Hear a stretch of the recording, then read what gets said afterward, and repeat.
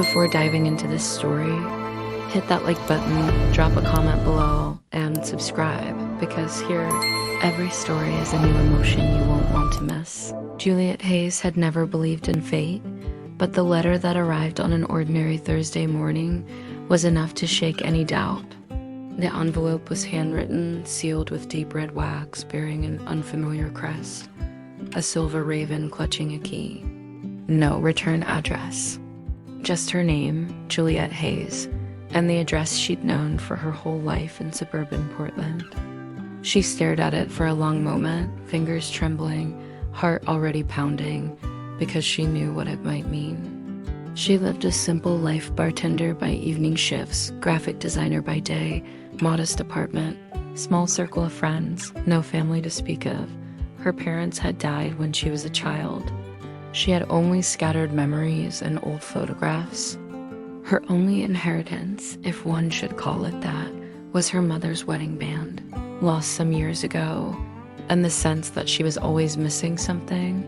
But this envelope, inside was a single page, typed yet oddly weighty, telling her that she was the sole heir to the estate of a man named Alistair Ravenwood who had died a month ago, leaving no immediate kin. An estate in Vermont, a sprawling manor, antiques, art, a fortune that could change her life.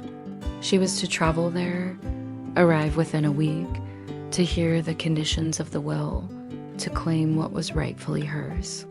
Juliette's first reaction was disbelief. She reread the letter, looked for a forgery.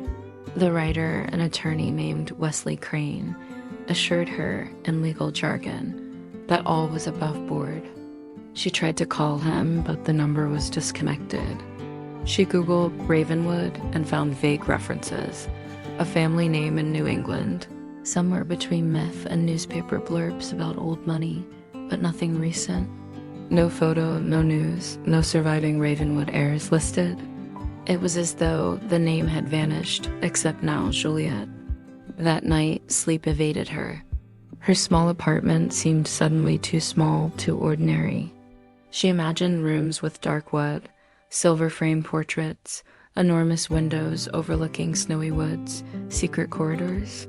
Could it be true? Was she really the lost heiress of a powerful family she never knew? By morning, she decided, go.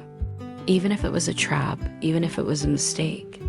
She packed a bag, warm clothes, her sketchbook, her laptop, the few things she couldn't live without. A map to Vermont ticket. As the plane took off, watching the land spread below, something stirred in her chest. Dread, excitement, fear. The Ravenwood Manor was everything the rumors suggested and more. It perched on a hill overlooking a lake, its granite facade like a fortress.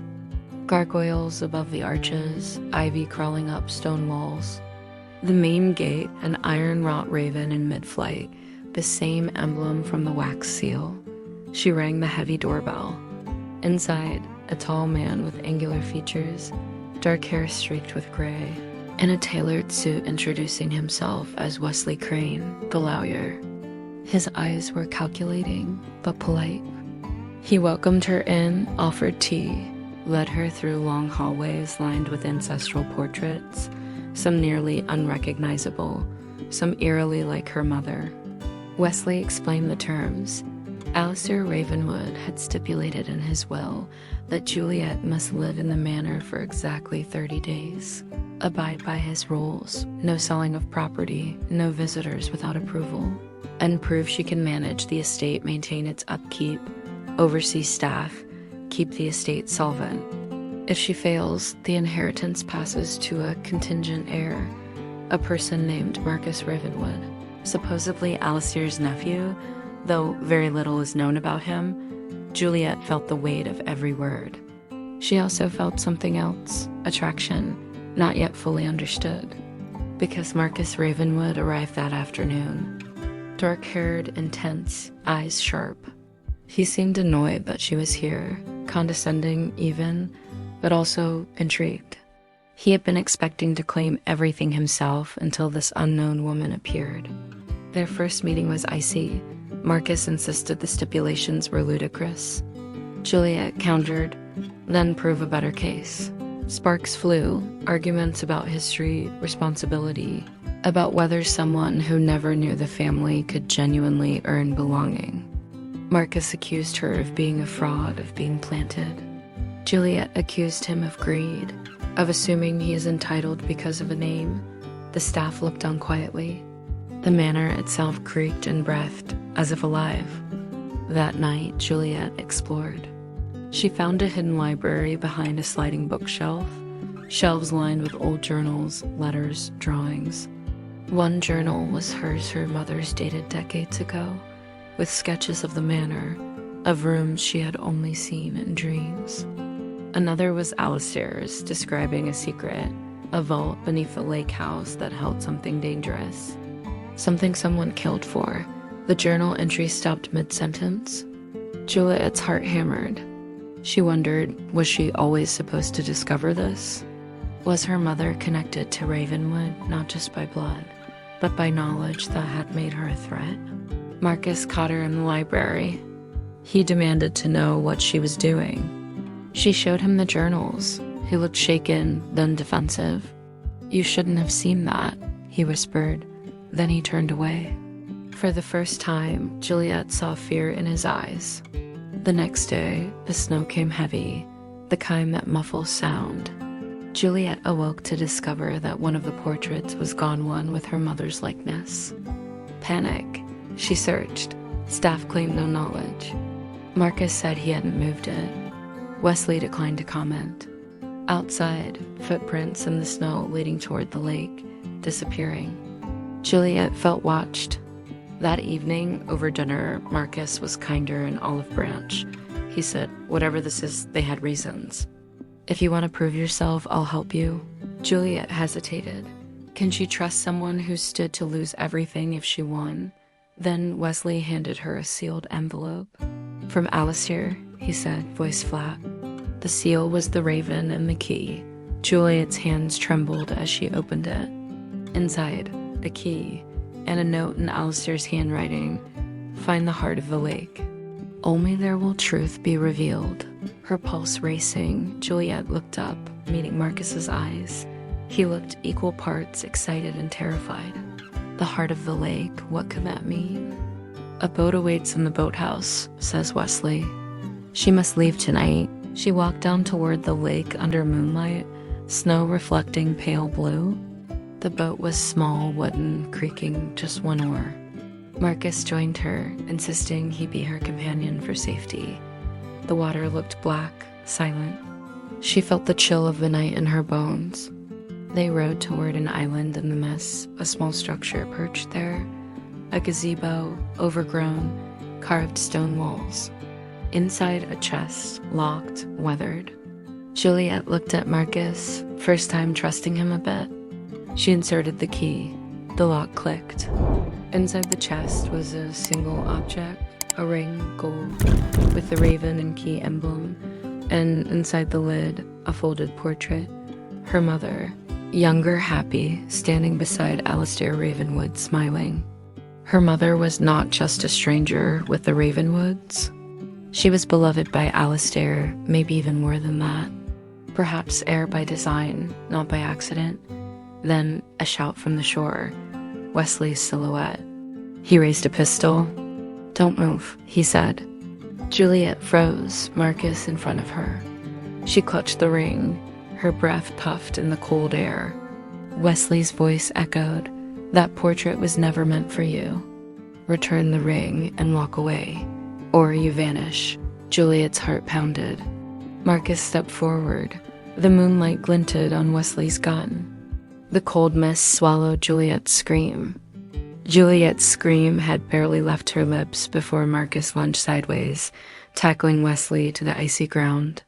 The gun skidded across the snow, leaving Juliette frozen in shock.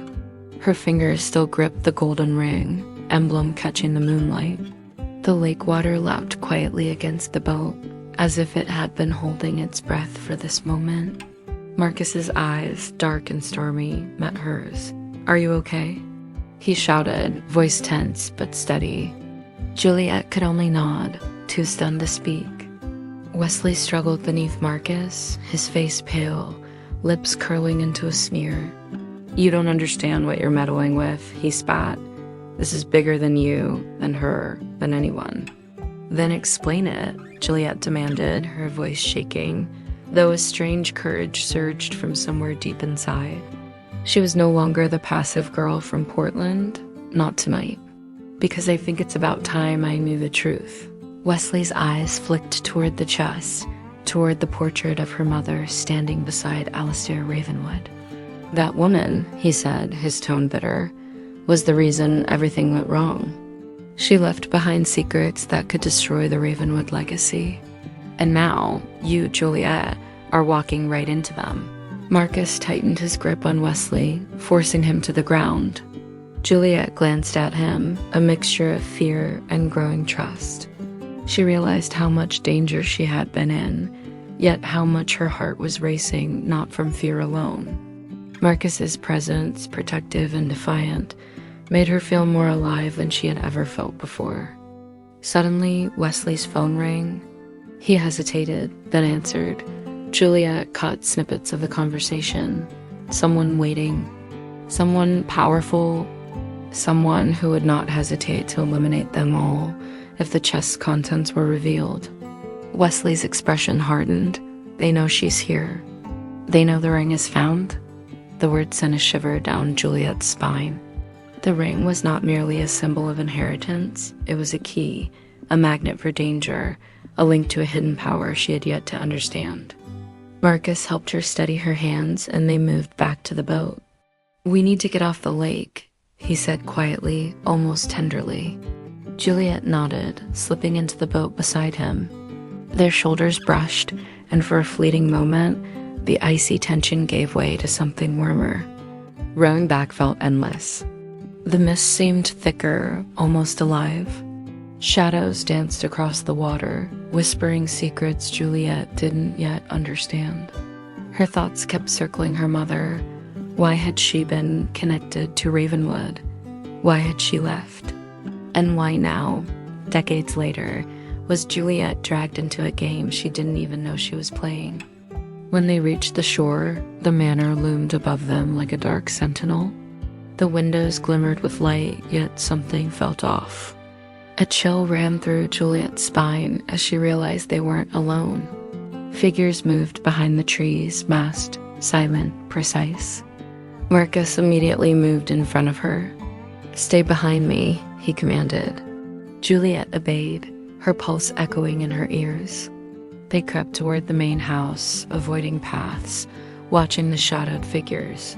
The intruders were looking for the ring. For her, for the secret of the Ravenwood legacy. Inside the manor, the staff was unusually quiet. Juliette noticed portraits she hadn't seen before family members, some eerily familiar, some grotesque in their depiction. Each seemed to whisper, "Don't trust everything you see." She shivered. Marcus pulled her into a small study, blocking the door. He dropped beside her, breathing hard. "We need to understand what Alistair left behind," he said, eyes scanning the room. "These journals, your mother's and his, they're part of a puzzle. Something only the true heir can solve." Juliette opened her sketchbook and began copying symbols from the journals, pieces of diagrams that pointed to hidden compartments, secret codes in the architecture of the manor itself. Hours passed. Snow continued to fall outside, muffling all sound. Marcus, surprisingly, watched her work with an intensity that bordered on obsession. She felt it too, the pull between them. Dangerous, reckless, inevitable. At some point, exhaustion took over. Juliette leaned back against Marcus's shoulder, hesitating. I don't even know if I can do this," she admitted, voice soft. "You can," he said, almost whispering, "because you're this family. It chose you. And whatever you're afraid of, you won't face it alone." For a moment, the world narrowed to the two of them. Marcus's hand brushed hers, accidental or perhaps not. Juliette felt her heart leap, yet the sound of shattering glass broke the fragile moment. The hidden intruders had made their way into the manor, now cutting through the security like shadows in the night. They ran, dodging, hiding, whispering urgent strategies. Juliette realized the manor itself was a labyrinth, full of secret passages Alistair had designed to protect the most valuable assets. Marcus led her through hidden doors, down spiral staircases, across cold stone floors. Every step was a risk. Every turn could be an ambush. Finally, they reached the central hall, a place Juliette had not yet explored. The chandeliers hung like frozen fire above them, walls lined with family crests and portraits staring down like judgmental gods. There, on a pedestal, lay a small ornate box, another key, another clue. Wesley appeared suddenly from the shadows, gun in hand. "Give it to me, Juliette," he ordered, voice tight, unyielding. "You have no idea what's inside." "You think you do, but the Ravenwood legacy? It isn't for the faint of heart." Juliette's eyes darted to Marcus. He nodded slightly, silent communication between them. Heart pounding, she stepped forward, opened the box. Inside was a folded letter, sealed with wax. She broke it and read aloud, "To my true heir, this is more than wealth. It is a responsibility. The Ravenwood family has protected a secret for centuries, a secret that could destroy lives or save them. Trust no one completely. Even the bloodline is tested by greed and deception. Only with courage and love will the legacy survive." Juliette felt the weight of every word. Love, courage, responsibility. Her mind raced, realizing that this inheritance was not just material. It was a test. A legacy intertwined with power, trust, betrayal, and unavoidably romance. Wesley's expression darkened, as if he had just realized she understood more than she should. "You think you're ready? You think you can survive what comes next?" He sneered. Marcus stepped in front of her. "Whatever comes next, we face it together," he said, voice low but firm. Juliette looked at him, the first true warmth in a night full of shadows. Her pulse quickened, not just from fear, but from desire, from trust, from connection. The sound of engines outside, the masked intruders had called reinforcements. The manor would be under siege before dawn. Juliette glanced at Marcus. "We need a plan," she whispered. "Yes," he said, "but first, we need to understand why." And in that moment, as the storm outside raged and the night deepened, Juliette realized that everything she had known about her life, her family, and herself was about to change forever. The true test of the Ravenwood inheritance was just beginning, and it would demand everything from her: courage, intelligence, heart, and perhaps love. She clutched the ring, feeling its weight and promise, knowing the next step would lead them into danger, unlike anything they had yet faced. The legacy was calling, the mystery deepening. The next revelations would either save them or destroy them completely. The first light of dawn barely touched the Ravenwood Manor when Juliette and Marcus peered out from the hidden study. The snowstorm had softened into a gray drizzle, but the shadow of danger was closer than ever. The intruders outside were no ordinary thieves. They were precise, organized, and deadly. They wanted the ring. They wanted the secret. They wanted Juliette gone.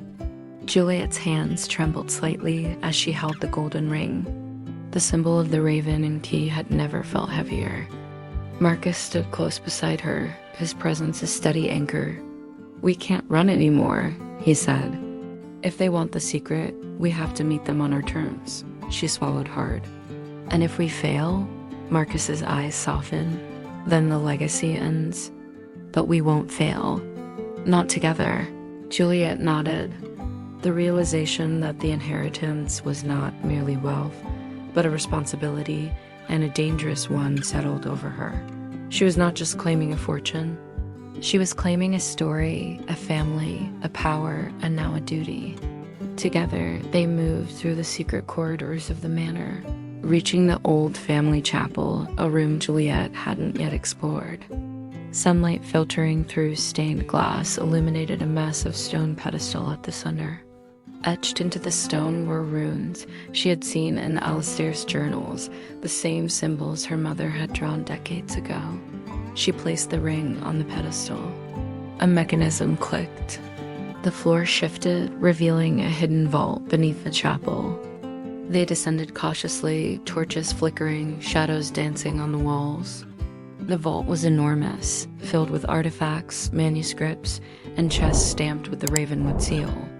But one object drew their attention immediately, a silver chest locked with intricate runes. Juliette approached and traced the designs with her fingers. The symbols resonated with her mother's handwriting, a pattern only a Ravenwood heir could decipher. She spoke aloud the sequence of letters and numbers she had copied from the journals. Slowly, the chest unlocked. Inside was a single parchment, carefully rolled and sealed. She opened it with shaking hands. It read, "To the heir who finds this, you are now the keeper of the Ravenwood legacy. This is not only wealth, but knowledge, power, and responsibility. The ring is a key to the past and a guide to the future. Those who seek it are motivated by greed, ambition, and fear. Only those who lead with heart will survive the trials to come. Trust cautiously, love wisely, protect fiercely." Juliette exhaled, absorbing every word. The room felt alive, as if the walls themselves whispered approval.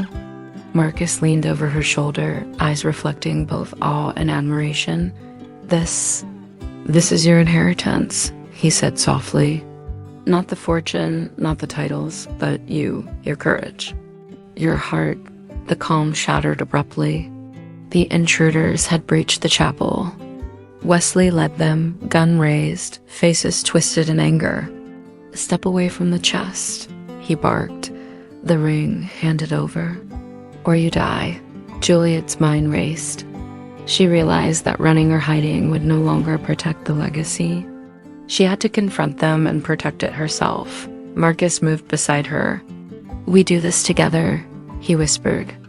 With a deep breath, Juliette spoke, her voice carrying authority she didn't know she possessed. "The Ravenwood legacy isn't for those driven by greed. It's for those willing to protect, to serve, and to honor what came before. If you want it, you'll have to earn it with truth, not violence." The intruders hesitated, confused. The room seemed to pulse with the weight of her words. Wesley scowled, then raised his gun. Marcus reacted instinctively, moving in front of her, tackling Wesley to the ground once more. Chaos erupted. Juliette ducked, maneuvered, and grabbed the ring. Then came the unexpected. One of the intruders, a young woman, hesitated. Juliette recognized something in her eyes, a flicker of conscience, perhaps guilt. Juliette stepped forward, offering words instead of bullets. "You don't have to do this. You can walk away. No one will hurt you if you choose wisely." The young woman wavered, then lowered her weapon. A chain reaction followed. Slowly, the intruders backed down, realizing that their greed would not win against someone with courage and heart. Wesley, furious, finally surrendered when he saw the resolve in Juliette's eyes. Silence fell. The storm outside had ended completely, leaving a serene calm over the snow-covered grounds. Juliette held the ring tightly, realizing that the trials were over for now. Marcus approached her, kneeling beside her. "You did it," he said, voice soft but full of admiration. "You faced the danger, you protected the legacy, and you never gave up." Juliette looked up at him, a smile breaking through exhaustion and relief. "I couldn't have done it without you." Their eyes met, and the tension between them shifted into something undeniable. Not just relief, not just gratitude, but love. A love forged in shared danger, in trust, in discovery. They drew closer, hands brushing, hearts aligned.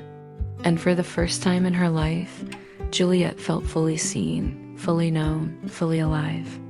Later, in the quiet of the manor, Juliette stood before the portrait of her mother and Alistair Ravenwood. She understood now. Her mother's sacrifices, her choices, had led to this moment. She felt connection across generations, a deep sense of belonging she had never known. Marcus joined her silently, wrapping an arm around her shoulders. "You're the heart of this family now," he said. And maybe the heart of my life too. Juliette leaned against him, smiling. Then let's make sure we honor it together. The days that followed were filled with restoration, understanding, and rebuilding. The staff, once wary, embraced her as the rightful heir. The secrets of the manor were carefully preserved, its treasures catalogued and protected. And throughout it all, Marcus remained her side partner, protector, and the unexpected love she had never anticipated. In the end, Juliette realized that inheritance was never about wealth or titles. It was about courage, wisdom, and love. The Ravenwood legacy was not merely a name or a fortune. It was a story, a purpose, and now her life. And in that life, with Marcus beside her, she was ready for whatever challenges the future might hold. As the sun set over the snow-dusted estate, Juliette slipped the golden ring onto her finger, feeling the weight and promise of generations. She smiled at Marcus, who returned her gaze with quiet intensity. And together, they watched the world outside, knowing that love, courage, and truth would guide them through all storms past, present, and future. The legacy was safe. The mysteries unraveled, and the heart that had been lost for decades finally found its home. The end.